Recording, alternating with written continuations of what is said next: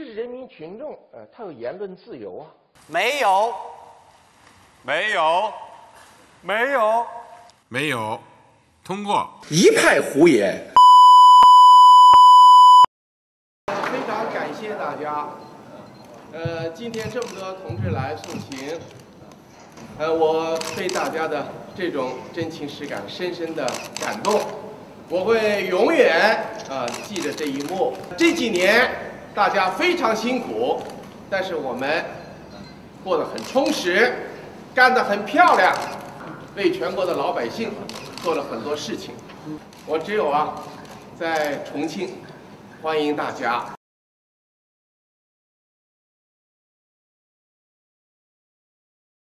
这几年大家非常辛苦，我们现在的基尼系数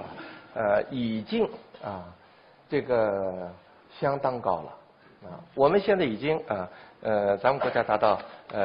0.46、0.47是这么个水平了，0.46已经超过了。穷的人想消费结果没有钱；富的人你让他再消费也是有限的，一家一户他能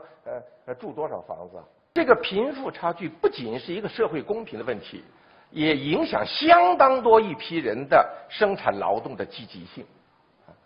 而且也影响社会的稳定。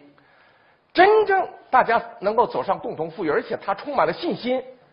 我觉得这个维稳成本都会大大的降低。所以，共同富裕、扩大中等收入的群体。是一个地方健康发展的重要条件，所以我们要缩差共富，注重民生。它不仅是一个善举，而且也是拉动经济发展的重要的动力，是科学发展的本。讲到做大蛋糕和分蛋糕的关系，有些朋友认为总要做大蛋糕，我才有东西可分呢，我才能分蛋糕啊。我的理解不是这样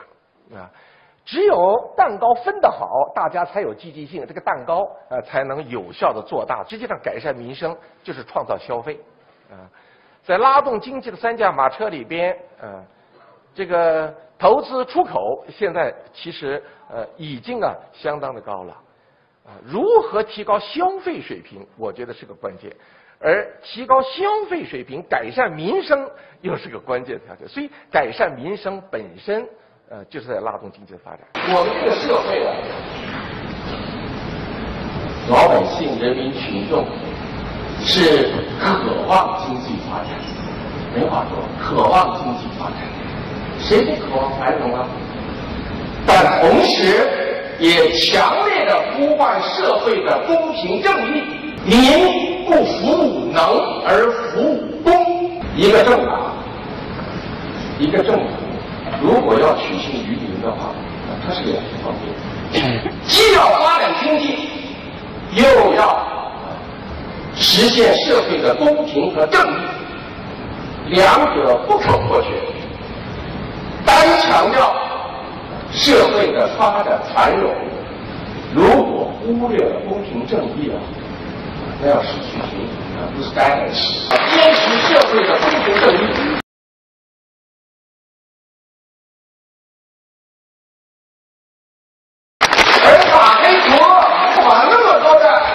实力把他们揭露出来，把他们绳之以法，把他们送上法庭，给予公正的审判，而且办成起案。我到重庆以后，看到一些告状信，看到群众的举报，确实我是有压力的打黑是碰硬的事情，是要得罪人的事情你打对了100个你处理一个问题，人家也会揪着这一个问题不放所以在这个问题上到底打不打黑我们是装聋作哑假装没这回事还是认真对待，敢于碰硬，为人民负责？我觉得我们还是选择了后者。但是我们要求一定要把这些打黑案件办成铁案。所以打黑除恶绝对不是我们异想天开，没事找事儿，我们想，有的人还觉得我们好像想出风头，这些人我觉得简直是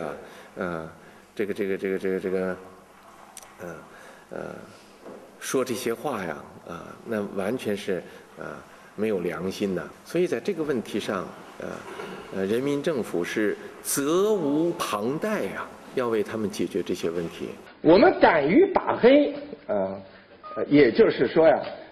像古人讲的“敢同恶鬼争高下，不向霸王让寸分”，就是要有这种精神。已经形成黑恶集团的这些人，社会联系还蛮广泛的，是有舆论能力的。因为我们一定要走民主法治的道路，这个内容都很具体。民主就是要调动大家的积极性，法治就是我们办事要有规矩，包括上上下下的领导都要有所遵循，有所约束，不能够肆意妄为。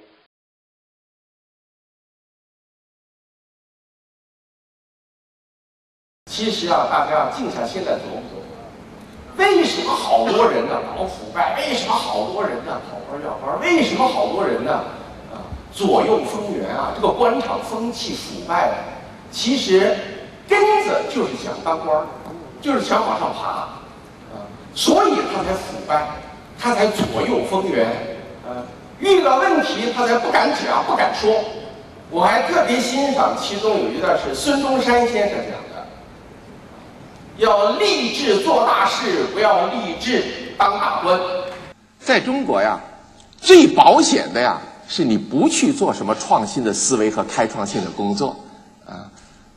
就跟着走，跟着坐车，这是最保险的。但是这种思维方式和工作态度永远不可能把上级交给我们的工作创新性的完成，真正得到百姓的拥护，真正为我们的国家做出贡献。很明显摆在我们面前就是两条路，一条路呢就是你全力以赴的工作，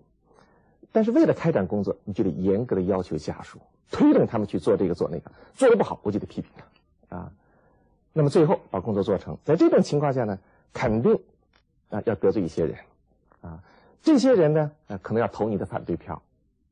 但是呢事业做成了，我相信大多数人会拥护我们，支持我们反正我也是由人代会当选为市长了，我也不怕个别人的反对只要自己没有什么硬伤贪污腐败这些问题没有，我看就下不了台我不能要求自己累得贼死底下的干部都不干活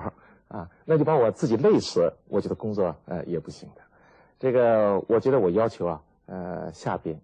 所有政府官员，我们大家都应该有这么一种精神。当然并不是说每一个人每天只能睡5-6个小时应该根据不同的情况，只要你喜欢它，只要你真正的爱它，我觉得本身就会产生一种极大的冲动和力量。城市从更宏观的环境里边创造了一个美好的环境，对每一个市民实际上都是一种约束，同时也是一种激励，激励他们热爱自己的城市。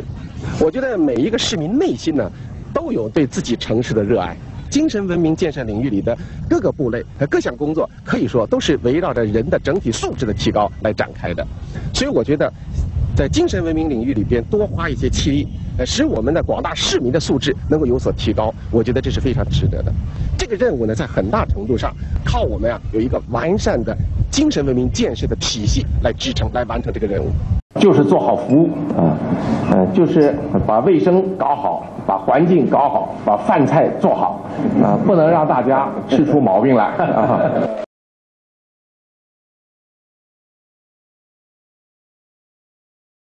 年轻人呢都是靡靡之音呢都是轻歌曼舞我跟你说长大了都没出息这个呀就是得豪迈。年轻人朝气蓬勃，每天都接触到大量的新知和信息，这是优势，但往往浏览的多，有用的东西不一定很多。如果大量浏览而不深入思考，就容易肤浅。青年人需要读好书，首先要选好书，要静下心来读。年轻人记忆力好，对古文经典可择其精华，下决心背出20-30个长段。比如《岳阳楼记》《滕王阁序》《爱莲说》《将进酒》《大观楼长联》和岳飞的《满江红》等，从头到尾背下来，今后就可运用自如，终生受益。因为我有一个看法啊，这个改革开放头30年啊，是沿海地区啊，未来的30年西部需要有大发展，这样才有一个平衡。中国的老话讲30年河东，30年河西啊，在未来30年，东部继续大发展的同时，西部也会有大发展，而四川、重庆人口众多，也有相当的经济条件和基础条件。西部是可以大发展，也可以大开放，而且可以大收获的。并且我认为中国改革开放30年以后，现在已经到了这个时候啊！我以后等到适当的时候，我就邀请京津沪啊，包括香港、澳门呢，到重庆来，我们来比赛爬山的，比赛拔河呀，比赛拔河，咱们比量比量。我经济赶不上你们，我身体比你们棒啊！我觉得我们一定要努力提高电视的欣赏水平和文化含量。关于共同富裕，有几句经典，我想特别跟团里的同志们呢，我们重温一下。马克思讲过，就是新社会制度中生产将以所有人的富裕为目的。恩格斯讲，社会主义公平分配，不管采取什么样的实现形式，都不能偏离共同富裕这一总的趋向。毛主席在建国之初就指出，我们建设社会主义的目的就是要大家有事做、有饭吃，大家共同富裕。小平同志特别讲我们要全国让全国人民共同富裕，而不是两极分化。社会主义最大的优越性就是共同富裕，这是体现社会主义本质的东西。如果仅仅少数人富有，就会落到资本主义去了，我们就失败了。如果产生了什么新资产阶级，那我们就真走到邪路上去了。锦涛同志这个也一再强调，一定要坚持走共同富裕之路。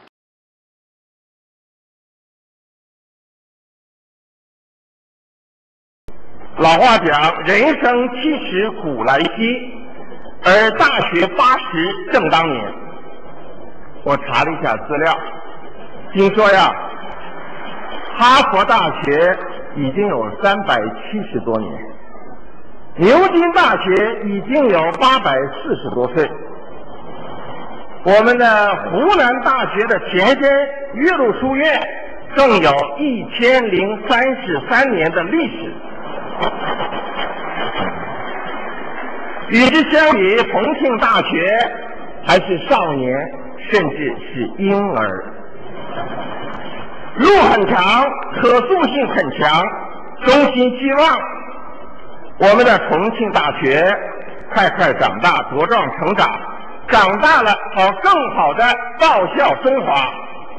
今天面对这么多年轻人，还是想起了我们伟大领袖毛泽东当年在莫斯科对中国留学生讲的那段话：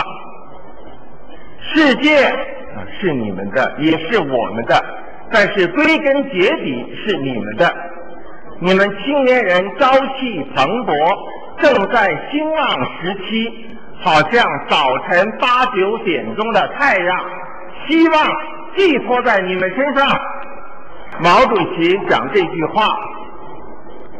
大概快60年了，但是近60年来，要说对青年人讲话，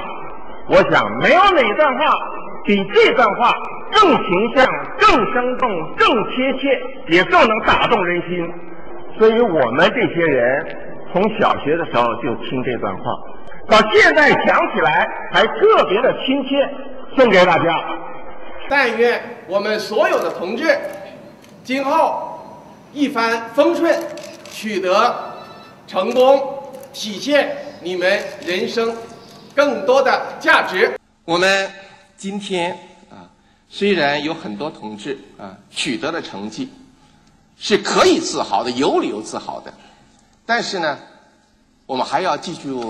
住毛主席那句话啊，就是2个务必，务必保持谦虚谨慎、不骄不躁的作风，务必保持艰苦奋斗的作风。所以呢，需要大家以高度的责任感和敬业精神呢，把我们的工作做好。要敬业，要服务，要务实，要创新。前途无量，我们